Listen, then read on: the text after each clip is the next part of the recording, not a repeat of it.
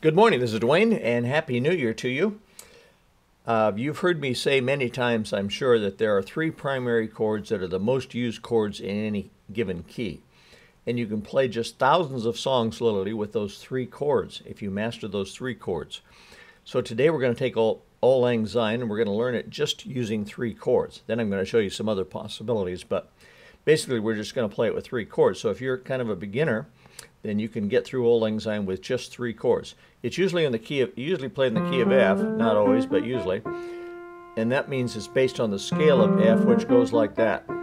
So if I take the 1 chord in the key of F, that's the F chord. If I take the 4 chord, that's B flat. And if I take the 5 chord, that's the C chord. So my three primary chords, my three homeboy chords, are F, B flat, and C in the key of F. Okay, so those are used way more than any other chords in the key of F. So I'm going to play through Auld Lang Syne just using those three chords: F, C, F, B flat, F, C, B flat, C, F. F, C, F, B flat, F, C,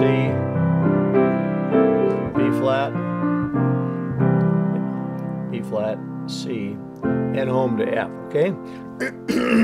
So we just use those three chords, and that's all there is. So if you're singing, if you're accompanying somebody singing, like a crowd on New Year's Eve, you wouldn't even have to play the melody, because you could just start them on, oh, you could start them like that and then just play the chords. Should.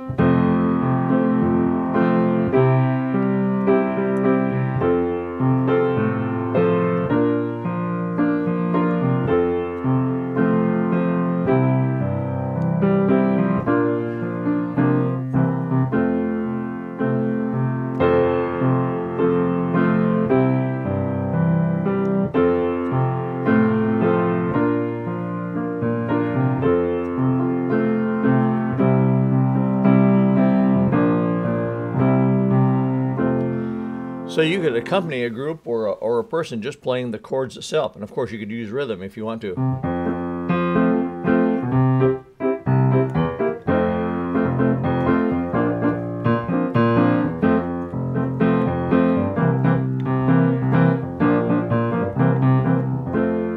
All kinds of things you could do, okay? Now, don't feel limited though to just those three chords. If you're more advanced, please don't limit yourself to just those primary chords, because you can use tons of other chords. Let me just show you a couple, and I'll just kind of call them out as I use them. Okay, I'm playing the F chord. Instead of staying on F, I'm going to move to the D minor chord. Why? Because F is in the D minor chord as well as it is in F. So I asked myself, into what other chord will that note fit? And one answer is D minor. Besides that, it fits in the next note too. F, D minor. Now I'm going to go to G minor, and then C, F, F 7th, B flat. I'm going to creep up from B flat to B diminished 7th, D, B, A flat, and F in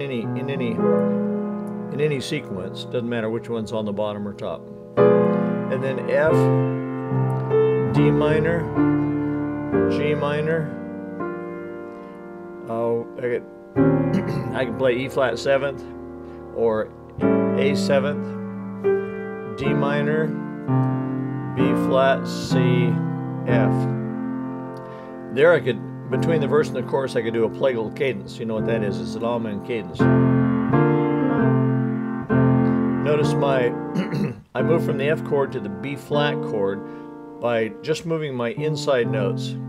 It's called an inside plagal cadence, by the way, because my little finger and both hands stay on the F.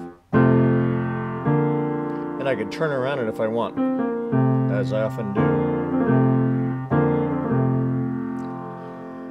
Let me just take the end of that.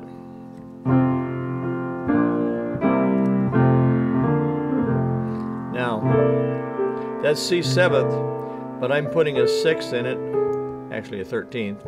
13th and 6th are the same thing. And then I flat it, and then that's the F6-9 chord. It's the F chord with a 9th and a 6th in it. Then I can go to D minor 7th, G minor 7th, C 7th. Instead of going straight to F 7th, I could use C minor 7th over F, and then resolve to F 7th, and then B flat. I'm using a using a B flat major 7th there, and then go to that B diminished chord again. F, D minor. Now I could throw a curve. I could go E minor 7th, E flat 7th, D minor, B flat, C, and then instead of going home to F, I might go to D flat, E flat, F. Why? Because F, the note F, the melody note, is in the D flat chord as well as it's in the F chord. It's also the 9th of the E flat chord, and then I can go home to F that way. Okay, so there's some ideas for playing Auld Lang Syne both ways, very simply, and then a little more complex. So, Happy New Year to you, and we'll see you tomorrow with another little piano tip like this. Thanks. Bye-bye for now.